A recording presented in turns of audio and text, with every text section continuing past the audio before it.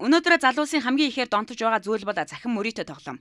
Жилд 500 сая $5 буюу 1.7 их найт төгрөгийг иргэд залуус цахим мөрөөдөө тоглоомд ал. Үүний цаана олон айл өрх орон гэргүй болж залуус энэ байдлаас олж амиа хорлох нөхцөл байдал үүсэт байгаа тул дээрх хуулийн төслийг боловсруулад байгаа юм. Хууль батлагдсанаар цахим мөрөөдөө тоглоомыг бүхий л нөхцлөөр хориглох нөхцөл бүрдэх юм а. За цаашлаа бол цахим мөрөөдөө тоглоомыг тоглох, зохион байгуулах, дэмжлэг үзүүлэх. За буюу нөгөө агент гэж нэрлэдэг байгаа шүү дээ. Олон 110 агент ажиллаад дундаас нэг 2-3% шимтгэл авч нэг юм ашиг олдог хэсэг ийм агентууд байна. Тэр агентуудыг бид нар хуулинд зуучлалын үйл ажиллагааг явуулах. Мөн одоо цахим мөрөөдөө тоглоомыг бүх төрлийн хэлбэрээр сурталчлах. Буюу одоо хувцсан дээрээ логог нь тавьдаг. За янз бүрийн зүйлийг ивент итгэдэг, тоглохыг урайлдаг. Энэ үйлдэлүүдийг бүхэлд нь одоо хориглож байна гэсэн үг. Ингээ бүхэлд нь хориглоснороо Монгол улс бол цаашдаа цахим мөрөөдөө тоглоом, төлбөр таавар, энэ бооцоо тоглоомын үйл ажиллагааг бүхэлд нь хориглож байна гэсэн үг. Өнгөрсөн хугацаанд зөвшөөрлийн тухай хуулийн дээр төлбөр таавар, бооцоо тоглоомыг эрхлэх 2 төрлийн тусгай зөвшөөрлийг хууль зүйн дотоод хэргийн яам олгодог байсан.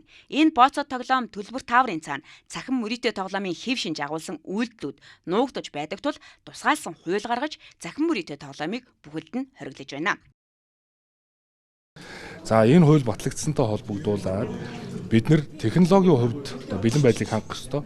Яг өнөөдрийн байдлаар бол хууль батлагдсанаараа хууль хяналтын байгууллагууд, банк санхүүгийн байгууллагууд бол энэ мөрөөдөө тоглоомын үйлдэл дээр юм хязгаарлалт хийх болцоо бол бүрдэж байна. Ингэснээр шууд одоо 60%-аар буурна гэдгийг бол хууль хяналтын байгууллагыг хэлсэн.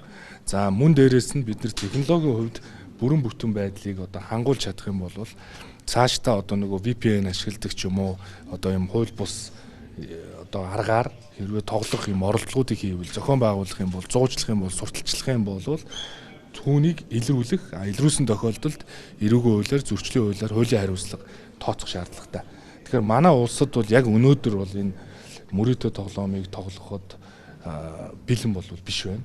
Тийм учраас олон айл өрхийн амьдрал ахуйг одоо хүнд байдалд оруулж байгаа энэ үйлдэлээс бол Монголын ард түмэн татгалзах ёстой. Цаашид спорт, төлбөр таавар тоглоом зэргийг тус бүрдэнд тусгайлан хууль гаргаж зөвшөөрөл олгох нөхцөл бүрдэж байж нэг асуудлыг ярина гэлээ. Одоо бол цахим мөрөөдөө тоглоомыг бүрэн хориглох тухай хуулиар бүхэлд нь хориглох юм байна.